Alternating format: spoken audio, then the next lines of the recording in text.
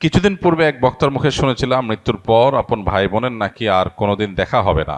এখন আমার জানার বিষয় হচ্ছে এই কথাটি কতটুকু সত্য, আর যদি সত্য হয়েও থাকে তাহলে কেন? রাসূল সাল্লাল্লাহু আলাইহি ওয়াসাল্লাম তো বলেছেন, যার সাথে যার মহব্বত তার সাথে তার কিয়ামত। প্রথম কথা হলো যে এটা সঠিক কথা না। যদি কোনো বক্তা বলেও থাকেন যে মানুষ মারা যাওয়ার পরে তার ভাই বোনের সাথে দেখা আর কোনোদিন হবে না, এটা সঠিক কথা না। কারণ কোরআন হাদিসে কোথাও এরকম কোনো কথা বলা হয়নি যে মানুষের মৃত্যুর পর আর প্রিয়জনের সাথে কখনো দেখা হবে না, বরং এর উল্টাটা আছে। আল্লাহ রাব্বুল আলামিন কোরআনে হাকিমের মধ্যে ইরশাদ করেছেন, যে ব্যক্তি ঈমান এনেছে এবং ওয়াত্তাবা'আতহুম যুররিয়্যাতুহুম, তার পরবর্তী বংশধর যাদেরকে সে রেখে গেছে পৃথিবীতে, তারা যদি তার অনুসরণ করে, অর্থাৎ তার ঈমান আমলের অনুসরণ করে, তাহলে আল্লাহ তাআলা বলেছেন যে তাদেরকে তাদের সাথে আল্লাহ তাআলা ইলহাক করে দিবেন, সংযুক্ত করে দিবেন। অতএব এই আয়াত বরং পরিষ্কার বলছে যে কোনো মানুষের মৃত্যুর পর তার আত্মীয় স্বজন বা যাদেরকে তিনি রেখে মৃত্যুবরণ করলেন, সে মানুষগুলো প্রিয়জনরা যদি তার আদর্শ অনুসরণ করে, অর্থাৎ ঈমান আমলের চর্চার মধ্যে থাকে, তাহলে তাদের সাথে কিয়ামতে বা আখিরাতে আল্লাহ রাব্বুল আলামিন তাদের সাথে সাক্ষাৎ এবং একসাথে থাকার সুযোগ আল্লাহ তাআলা দান করবেন। এটা এখান থেকে পরিষ্কারভাবে বোঝা যায়। আর এর পাশাপাশি নবী সাল্লাল্লাহু আলাইহি ওয়াসাল্লাম আরেকটা হাদিস আছে, আলমার ও মা'মান আহাব, অর্থাৎ মানুষ যাকে ভালোবাসে তার সঙ্গে সে থাকবে। সেটার একটা অর্থ হতে পারে যে একজন মানুষ যখন জাহান্নামী কোনো মানুষকে ভালোবাসবে, আপনি কার ফ্যান, কার ফলোয়ার, কাকে ভালোবাসেন, কাকে অনুসরণ করেন, এটার উপর নির্ভর করে আপনার গন্তব্য।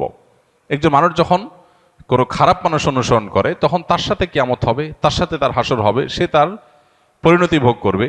আর কেউ যখন কোনো জান্নাতি মানুষকে ভালোবাসে, জান্নাতি মানুষ অনুসরণ করে, তখন সে তার সাথে জান্নাতে থাকার সুযোগ লাভ করবে। এখান থেকে পরিষ্কারভাবে বোঝা যায় যে কোনো বক্তা যদি এরকম কথা বলেও থাকেন তাহলে এটা সঠিক না। তবে হ্যাঁ, কিয়ামতের পর একজন মানুষ তার প্রিয়জনের সাথে তার সাক্ষাতের সুযোগ হবে না, বা গন্তব্য পৃথক হবে, যখন একজন জান্নাতি হবে আরেকজন জাহান্নামী হবে।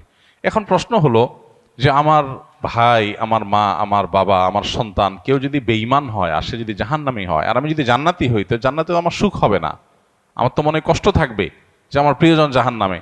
তো জান্নাতে তো কারোর কোনো কষ্ট থাকার কথা না। জান্নাত আজা কে আজারে নাবাসদ কাছে রাবা কাছে কারে নাবাসদ, ফার্সিতে একটা কবিতা আছে, জান্নাত সেই জায়গা যেখানে কোনো কষ্ট থাকবে না। তো আমার যদি আমার প্রিয়জন যদি জাহান্নামে যায়, আমি যত জান্নাতে যাই আমি তো সুখ পাবো না, তাহলে আল্লাহ তাআলা আমাকে কিভাবে সুখী করবেন? উত্তর হলো, আল্লাহ রাব্বুল আলামিন আমাদেরকে জান্নাতে যখন নেবেন, বা আখিরাতের মারহালা বা স্তরগুলো যখন, লেয়ারগুলো যখন আমরা পার হব, আমরা দুনিয়ার মতো করে সেগুলোকে চিন্তা করি সাধারণত। এখানে যেরকম আমরা একে অন্যকে ফিল করি, মিস করি, আল্লাহ তাআলা সেখানকার পরিবেশ পরিস্থিতি, আমাদের মানসিক অবস্থা, সব কিছুকে আখিরাতের জন্য অনুকূল করে দিবেন।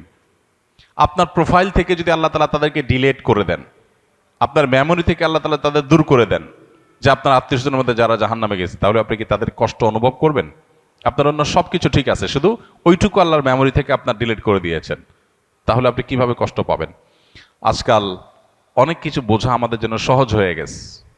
দেখুন, যখন তথ্য প্রযুক্তি, জ্ঞান বিজ্ঞানের এই প্রসার ঘটে নাই, তখন কোরআন এবং হাদিসের এই আয়াতগুলো, এই নির্দেশগুলো, এগুলো বোঝাটা অনেক কঠিন ছিল। কিন্তু সাহাবা একরাম অকপটে বিশ্বাস করেছেন, তাদের বিবেক বুদ্ধিতে ধরুক বা না ধরুক। আজকে আমরা দেখতে পাচ্ছি দারুণ লজিক সেখানে আছে, যথেষ্ট যৌক্তিক গ্রাউন্ড আছে। আজকে 2025-এর পৃথিবীতে আল্লাহর দ্বীনের অনেক বিষয়, কোরআন এবং হাদিসের অনেক বিষয়, আখিরাতের অনেক বিষয় হয়তো আমরা বুঝে আসছে না। হয়তো সেটা 500 বছরের পরের পৃথিবীতে এমন সব আবিষ্কার মানুষ হাজির করবে যেগুলো আমাদেরকে সেসব বিষয়গুলো বুঝতে সাহায্য করবে। তো যে ব্যক্তি নিজের বিবেক বুদ্ধি এবং সমকালীন লজিকের ভিত্তিতে দ্বীনকে বুঝতে চায়, সে গোমরাহ হবে, এটা তার গোমরাহির আলামত। দ্বীনকে বোঝার জন্য কোনো লজিকের আশ্রয় নেওয়া, এটা কোনো বুদ্ধিমত্তার পরিচয় নয়। আমি আল্লাহর কাছে নিজেকে সারেন্ডার করব, কারণ আল্লাহ আমার সৃষ্টিকর্তা। আমি যদি আল্লাহর সব কথার লজিক ধরে ফেলতে পারি, তাহলে আল্লাহ কিসের আল্লাহ হলেন? নাউজুবিল্লাহ। আল্লামা ইকবাল বলেছিলেন, জু সমঝ মে আ গেই ও ফির খোদা কেউ কর হুয়া। যাকে আপনি বুঝে ফেলেছেন, রপ্ত করে ফেলেছেন, তার সমস্ত নির্দেশের যৌক্তিকতা, যথার্থতা, তার নিষিদ্ধের যৌক্তিকতা, যথার্থতা যদি আপনি ধরেই ফেলেন, তাহলে তিনি আর আল্লাহ হলেন কি? আল্লাহ তো তিনি যার সব আদেশের যৌক্তিকতা আপনার মাথায় ধরবে না। তিনি তো অসীম। আপনি যদি তার সব কিছুকে রপ্ত করে ফেলতে পারেন, তাহলে তিনি সীমিত হয়ে গেলেন। আপনার বুঝে আসছে না এরকম অনেক বিষয় থাকবে, সেটা স্বাভাবিক। আপনি যার অধীনে চাকরি করেন, আপনার মালিক, কোনো অফিসে আপনি কাজ করেন, কোনো কোম্পানিতে কাজ করেন, আপনার মালিক আপনাকে অনেক কথা বলে যে কথার যৌক্তিক গ্রাউন্ড আপনি জানেন না। আপনাকে বলছে তুমি এই কাজটা করো, কেন করতে বলছে আপনি জানেন না। আপনার কাছে এর বাহ্যিক কোনো লজিক্যাল কারণ নাই, কিন্তু আপনি জানেন তিনি যেহেতু আমার মালিক, তিনি যেহেতু আমার চাইতে অনেক বেশি বোঝেন, অতএব নিশ্চয়ই তার কাছে কোনো গ্রাউন্ড আছে। বিধায় আমি তার অধীনস্থ হিসাবে শুধু দায়িত্ব পালন করি, হয়তো আমার বুঝে আসবে পরে। একজন গাড়ি চালক, একজন পিয়ন, তাকে বলা হলো যে ফাইলটা তুমি অমুক জায়গায় দিয়ে আসো, আবার নিয়ে আসো, আবার দিয়ে আসো, আবার নিয়ে আসো। তার কাছে মনে হতে পারে এটা তো অনর্থক কাজ, কেন দিয়ে আসছি, কেন নিয়ে আসছি, এর দ্বারা লাভ কি? অনেক সময় দেখবেন অনেক কোম্পানির নিচের দিকে যে সমস্ত চেয়ারগুলোতে অথবা সাধারণ যে সমস্ত দায়িত্বগুলো আছে সেগুলো যারা পালন করে, তারা সাধারণত বসদের সমালোচনা করে, অহেতুক কাজ। সে বুঝে না কেন তার বস এগুলো বলেছে। বসের সব কিছু যদি তুমি বুঝে যাও তো তুমিই তো বস হয়ে যাবা। তোমার আর মালিকের মধ্যে পার্থক্যটা কি? যে তার সব কথার রহস্য তুমি বুঝবা না, তার যোগ বিয়োগ সব তোমার মাথায় ঢুকবে না, এটাই স্বাভাবিক। তাহলে আল্লাহ তাআলার সব যোগ বিয়োগ, আল্লাহর সব আদেশের সাথে যৌক্তিকতা তোমার কেন বুঝতে হবে? এটাই হলো সবচেয়ে বড় বিভ্রান্তি, এটাই হলো সবচেয়ে বড় ইললজিক্যাল, সবচেয়ে অযৌক্তিক কাজ, যে আল্লাহর সব আদেশ নিষেধের যথার্থতা আমার বুঝতে হবে। এই চেষ্টা করাটাই একটা হাস্যকর চেষ্টা। মানুষ হয়ে যদি আমার চাইতে অনেক দূরে থাকা, অনেক উপরে থাকা মানুষের আদেশ নিষেধের যৌক্তিকতা আমি না বুঝি, তাহলে সৃষ্টি হয়ে স্রষ্টার সমস্ত আদেশ নিষেধের যৌক্তিকতা আমার বুঝতে হবে, এটা মোটেও যৌক্তিক কোনো বিষয় নয়। তো যেটা বলছিলাম, যে প্রশ্নের উত্তরে এত কথা বলছিলাম, সেটা হলো যে আখেরাতে আল্লাহ রাব্বুল আলামিন কি করবেন সেটা নিয়ে আপনার আমার টেনশন নাই। আমাদের নাস্তিক বন্ধুদের অনেক প্রশ্ন থাকে, যে প্রশ্ন দেখে সরল মনা বা সংশয়ে ভোগা অনেক মানুষ তারা বিভ্রান্তিতে পড়ে যান। অদ্ভুত অদ্ভুত সব প্রশ্ন করে। ইমানদারের সমস্ত প্রশ্নের কমন উত্তর হলো আমি গোলাম কার? আল্লাহর। আল্লাহ আদেশ করেছেন, আমি তামিল করব।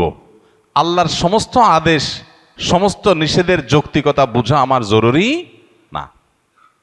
আমি যদি তার সব কিছু বুঝেই যাই, তাহলে তিনি আর আল্লাহ হলেন কি? তিনি তো আমার মতো মানুষই হয়ে গেলেন। আল্লাহ তো সে অসীম সত্তা, যার আদেশ নিষেধকে আমার সীমিত বিবেক দিয়ে সবকিছু বুঝবো না, এটি তো স্বাভাবিক।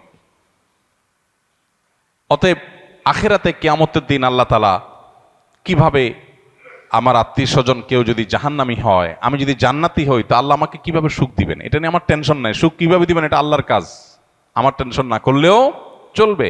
অদ্ভুত অদ্ভুত প্রশ্ন অনেকে করে। প্রশ্ন করে, ভাই, একজন মানুষ কিয়ামতের মহাপ্রলয়ের 500 বছর আগে মারা গেছে, 500 বছর ধরে সে জাহান্নামী হওয়ার কারণে কবরের আযাব সত্য। আহলে সুন্নাত ওয়াল জামাতের আকীদা হলো আযাবুল কবরি ওয়া নাঈমুহু হাক্কুন। কবরে আযাব হবে খারাপ মানুষদের, আবার ভালো মানুষ হলে তার কবরে শান্তিরও ব্যবস্থা হবে। তার লাশ মাটির সাথে মিশে পচে গলে যেতে পারে আপাত দৃষ্টিতে, কিন্তু ওই তার ধ্বংসাবশেষ, তার যে মূল উপাদান, সেটাকে আল্লাহ তাআলা শান্তি দিবেন। দেখতে দেখা যাবে মাটি, সে মাটি হয়তো কষ্ট ভোগ করছে বা সুখ ভোগ করছে, এটা আমরা অনুভব করব না। আজকের পৃথিবীতে এটা তো বোঝা খুব সহজ। আজকের পৃথিবীতে এরকম বিষয়গুলো বোঝা একেবারেই সহজ। তো এই বিষয়টা সত্য। এখন প্রশ্ন হলো, যে ব্যক্তি কি আমাদের 500 বছর আগে মারা গেল, তাকে আল্লাহ তাআলা 500 বছর ধরে কবরের শাস্তি দিচ্ছেন। আরেকজন কিয়ামতের ঠিক আগের দিন মারা গেল, যেদিন কিয়ামত তার আগের দিন মারা গেল, তার শাস্তি দিন আল্লাহ তাআলা একদিন। এখন নাস্তিক ভাইদের প্রশ্ন হলো যে, ভাই, মনে করেন দুইজন একে অপরাধে মারা গেছে, সমান অপরাধী হয়ে মারা গেছে। একজন 500 বছর ধরে শাস্তি পাইছে কবরে, আরেকজন মাত্র একদিন পাইছে, এরপর তো কিয়ামত হয়ে গেছে, আর কবরের শাস্তির সুযোগই নাই। তাহলে আল্লাহ তাআলা এখানে ইনসাফ কেমনে করবেন? আল্লাহ কিভাবে ইনসাফ করবেন, এই টেনশন তার মাথায় ঢুকছে। আল্লাহ রাব্বুল আলামিন ইনসাফ করবেন, দ্যাটস ইট। আল্লাহ কোরআনে পরিষ্কারভাবে ঘোষণা করে দিয়েছেন, ওমা রাব্বুকা বিযাল্লামিল লিল আবিদ। আল্লাহ তার কোনো বান্দাদের প্রতি কোনো জুলুম করবেন না, আল্লাহ জুলুম করেন না। আল্লাহ বলেছেন হাদিসে কুদসিতে, ইন্নী হারামতু যুলমা আলা নাফসি, আমি নিজের প্রতি নিজে জুলুমকে হারাম করে দিয়েছি।